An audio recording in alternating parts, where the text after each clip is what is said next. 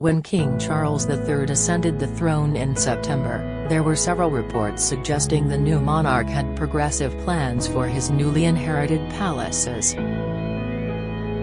Upon his accession, the king assumed control of a £35 million empire, a large proportion of which is real estate. Charles inherited palaces, castles, houses, cottages and ancient ruins which span the United Kingdom and are worth an estimated £21 million.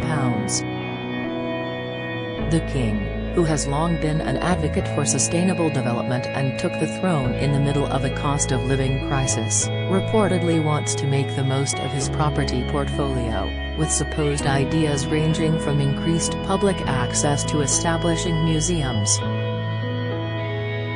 Here, Express.co.uk takes a look at all the possible plans for the king's palaces. Private spaces to public places. Even before Charles became king, he is said to have had plans for his future properties. In May 2021, the Sunday Times reported that the then Prince of Wales wanted to give people greater access to royal residences upon his accession. According to the publication, Charles wanted Buckingham Palace, Clarence House, Windsor Castle and Balmoral to be transformed from private spaces to public places. It went on to claim Charles wanted to open the palaces more widely for longer periods during the year. The 8 controversial details of King Charles' coronation that risk public backlash. King Charles' coronation will take place on May 6, but the event has already become the subject of controversy. From the cost of the day to the invitations of Prince Harry and Meghan Markle, Express.co.uk rounds up 8 controversial details of the occasion. He was, according to reports, speaking to his wife Camilla, then Duchess of Cornwall, and Prince William and Kate, then Duchess of Cambridge, about his plans. Charles was said to be considering opening Buckingham Palace, the royal family's headquarters, and its gardens throughout the year when he became king, including when he is in residence.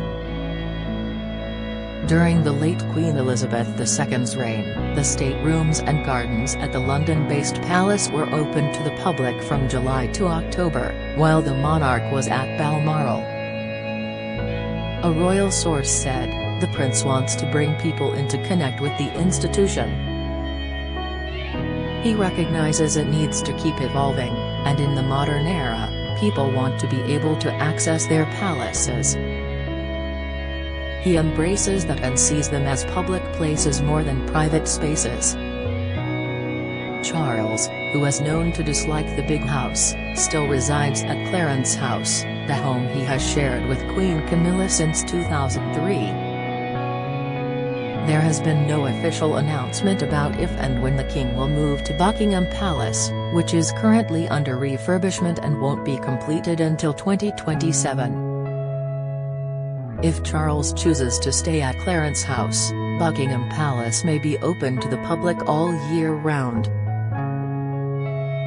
Turning palaces into museums. Charles doesn't share the same fondness for the properties his mother did. While Queen Elizabeth spent a lot of her time at Windsor Castle and Balmoral, Charles has less affinity for historic homes. Balmoral, which is not part of the Crown estate, was the summer residence of the late Queen, who died at her beloved castle last year. It sits on a 50,000-acre estate which also includes the King's Own, less-known Berkeley Cottage. Shortly after Charles' accession, an insider told the Daily Mail that Balmoral Castle will be opened up to the public, and an exhibition paying tribute to Queen Elizabeth could be opened this summer. The source claimed the king believed royal residences should deliver something for the public beyond just being somewhere for members of the royal family to live. They said, looking at the number of properties and the number of working members of the royal family, the king will be looking at the properties and asking, what value does this give to the public? Elsewhere, The Daily Mirror's royal editor Russell Myers claims some of the less-used properties could be turned into museums. He told ITV the new king said he would want some of the royal palaces to be turned into museums because you don't need them all. I think it doesn't really sit with the music at the moment, so it will be very interesting to see how he shifts into being a modern monarch in the current climate, he added. Don't miss. Poll, should the royal family have gone to Lilibet's christening?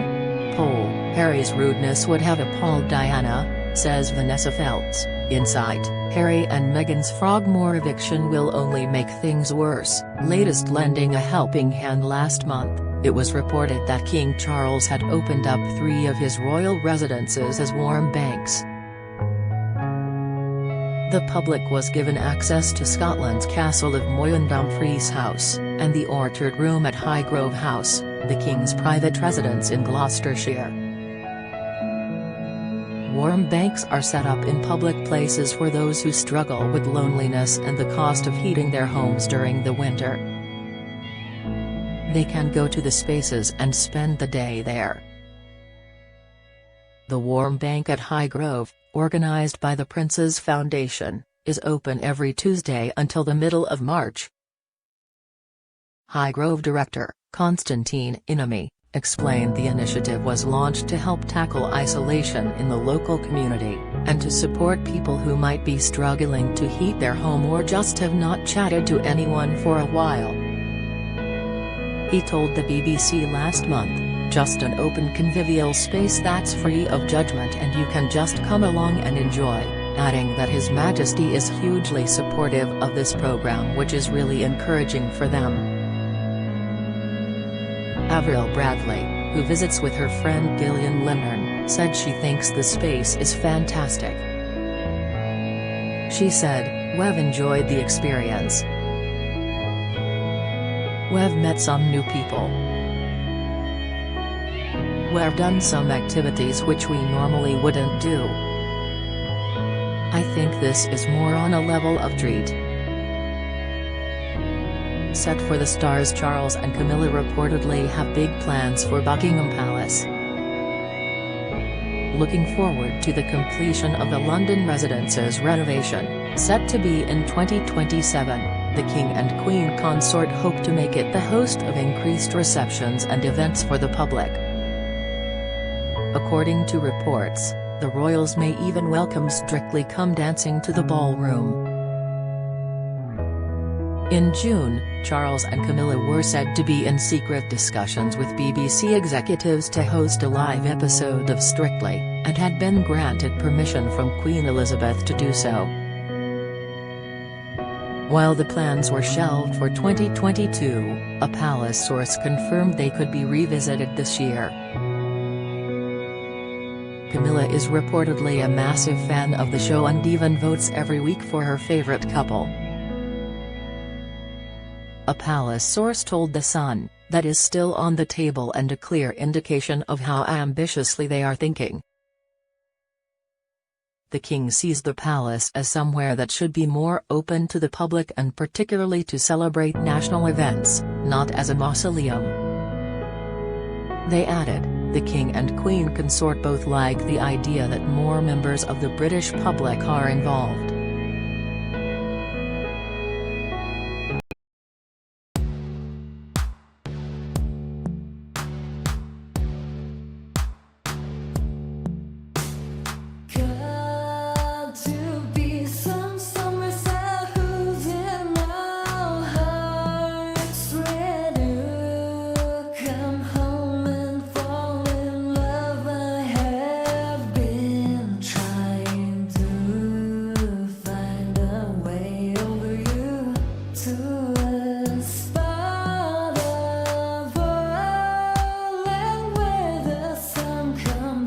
From